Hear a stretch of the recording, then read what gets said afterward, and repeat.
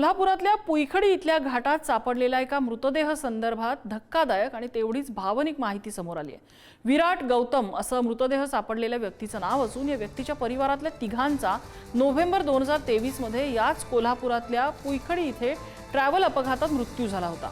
विराट गौतम यांनी कुटुंबाशिवाय 2 वर्ष आयुष्य काढलं, मात्र तरीही त्यांचा विरह सहन झाला नसल्याने शेवटी त्यांनी टोकाचं पाऊल उचललं आणि याच पुईखडी घाटात ज्या ठिकाणी बस अपघात झाला होता आणि तिघांचा मृत्यू झाला होता त्याच ठिकाणी येऊन आपलं जीवन संपवलंय। त्यांचा मृतदेह काही वाहनधारकांना दिसला, त्यानंतर काहींनी पोलिसांना माहिती दिली। नंतर पोलिसांनी घटनास्थळी धाव घेत अधिक तपास सुरू केला। विराट गौतम हा मागील 2.5 वर्षांपासून विरहात होता। नेहमीच अधूनमधून तो या पुईखडी इथल्या घाटात येऊन ज्या ठिकाणी अपघात झाला तिथे हार फुलं वाहायचा। आत्महत्या करण्यापूर्वी सुद्धा या घाटामध्ये 3 हार एका ठिकाणी पाहायला मिळाले। जेव्हा ही विरहाची कहाणी अनेकांना ऐकायला मिळाली त्यावेळी अनेकांच्या डोळ्यात पाणी आलं। शेखर पाटील अपडेट देतात। शेखर, खरोखर एक इमोशनल करणारं असं ह्याची माहिती समोर आलेली आहे। कधीची ही घटना आहे, काय अधिकचा तपशील या संदर्भात?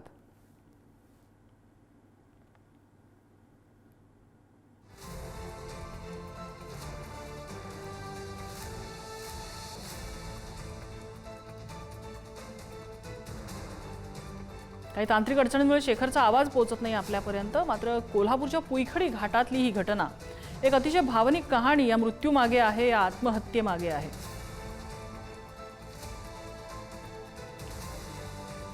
या व्यक्तीने फेसबुक पोस्ट केलेली होती, त्यात ते असं म्हणतात की आज कोल्हापुरात जीवन संपवलं।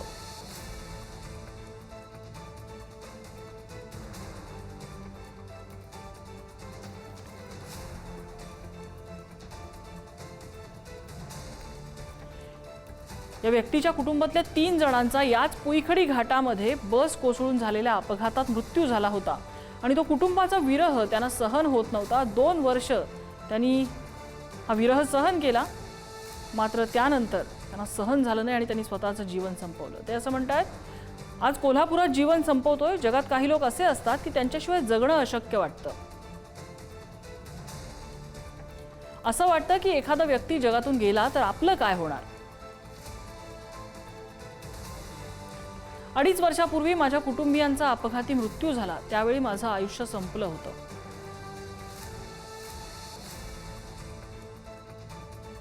तरी सुद्धा नीलू, राशिका, शर्विल यांच्याशिवाय मी 2.5 वर्ष कसा जगलो हे कळलं नाही।